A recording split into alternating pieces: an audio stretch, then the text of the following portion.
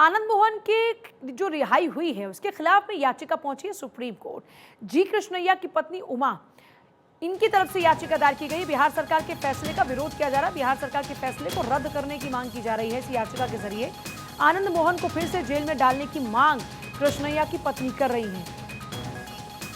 उमा कृष्णैया की अपील, बिहार सरकार के फैसले को रद्द किया जाए और आनंद मोहन को फिर से जेल में डाला जाए। आनंद मोहन की रिहाई हाल ही में हुई थी। सरकार ने कहा कि कानूनी प्रक्रिया है, जो हुआ कानून के तहत हुआ और अब बेवजह इसे तूल दी जा रही है मुद्दे को। लेकिन दूसरी तरफ कृष्णैया का परिवार है जो लगातार इंसाफ की मांग कर रहा है और उनका कहना यह है कि आनंद मोहन को रिहाई कैसे, क्यों। अब मामला सुप्रीम कोर्ट में पहुंच चुका है। आनंद मोहन की रिहाई को लेकर याचिका दायर हुई है सुप्रीम कोर्ट में और जी कृष्णैया की पत्नी की इसमें मांग है कि सरकार के फैसले को रद्द कर फिर से आनंद मोहन को सलाखों के पीछे डाला जाए। बिहार सरकार के फैसले को रद्द करने की मांग की जा रही है। देखिए, आनंद मोहन को पहले सजाए मौत, फिर उम्र कैद की सजा और अब रिहाई। आनंद मोहन की रिहाई को लेकर एक तरफ जी कृष्णैया की पत्नी उमा कोर्ट का दरवाजा खटखटा रही हैं, तो वहीं उन्हें उम्मीद है कि उन्हें जरूर इंसाफ मिलेगा। और वहीं आनंद मोहन की रिहाई के खिलाफ मामला सुप्रीम कोर्ट पहुंच चुका है। बिहार सरकार के फैसले के खिलाफ डीएम जी कृष्णैया की हत्या के दोषी आनंद मोहन की रिहाई को चुनौती दी गई है। दरअसल बिहार सरकार के फैसले के खिलाफ में लगातार उमा कृष्णैया लगातार सवाल उठा रही थी। इसका विरोध दलित समाज भी कर रहा था, लेकिन नीतीश सरकार ने आनंद मोहन समेत 27 दोषियों को रिहा करने के लिए नियमों में बदलाव किया और बदलाव कर नोटिफिकेशन जारी कर दिया। इसी फैसले को उमा कृष्णैया ने सुप्रीम कोर्ट में चुनौती दी है। वहीं पटना हाई कोर्ट में आनंद मोहन की रिहाई के खिलाफ एक जनहित याचिका भी दायर की गई, जिसमें आनंद मोहन की रिहाई को चुनौती दी गई है। तो देखिए, इस पूरे मामले की बात करते हैं तो बिहार सरकार के फैसले के खिलाफ में उमा कृष्णैया मांग कर रही हैं कि आनंद मोहन को फिर से जेल भेजा जाए। बिहार सरकार के फैसले के विरोध में उमा सुप्रीम कोर्ट पहुंच गई हैं और सरकार के नोटिफिकेशन को रद्द करने की मांग कर रही हैं। दलील क्या दी जा रही है? जब आनंद मोहन को सजा हुई तब कानून बना था। देखिए, मांग क्या है कि आनंद मोहन को फिर से जेल भेजा जाए और दलील यह है कि जब आनंद मोहन को सजा हुई तब कानून बना था। ये दलील दी जा रही है, मांग के साथ में ये दलील है। इसके अलावा देखिए, मांग ये भी है कि बिहार सरकार के फैसले को रद्द किया जाए। उसके विरोध में उमा है और उन्होंने कहा कि तब सजा पर बदलाव करने का प्रावधान नहीं था।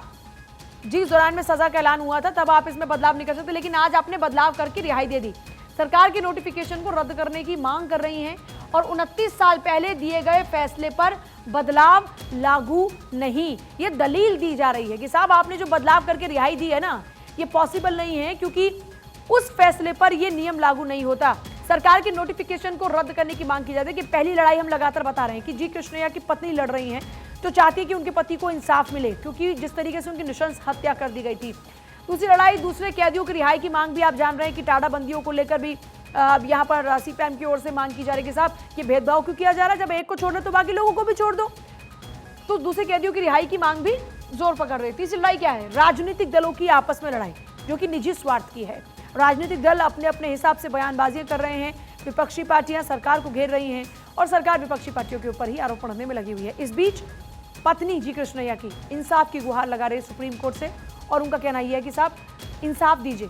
तो ये 3 लड़ाइयां इस वक्त चल रही हैं इस पूरे मामले को लेकर। आनंद मोहन की रिहाई के बाद में एक तरफ जब सियासी पारा चढ़ रहा है, बीजेपी ने लगातार मोर्चा खोल दिया, कहा कि ये तो जंगल राज लाने वाले हैं, नीतीश कुमार के ऊपर हमला बोला।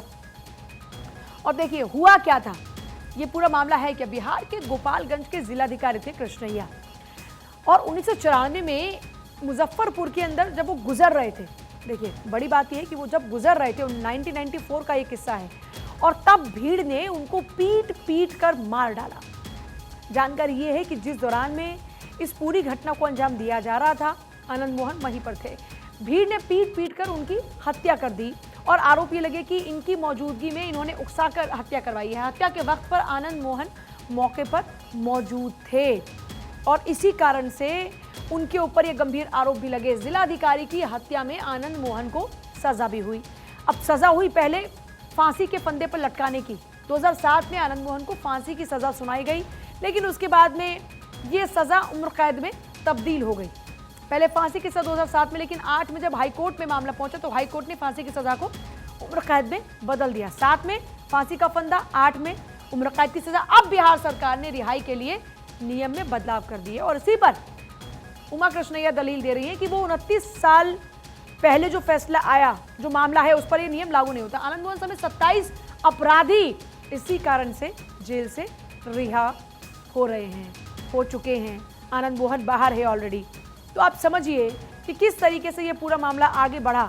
1994 से ये पूरा सिलसिला शुरू होता है।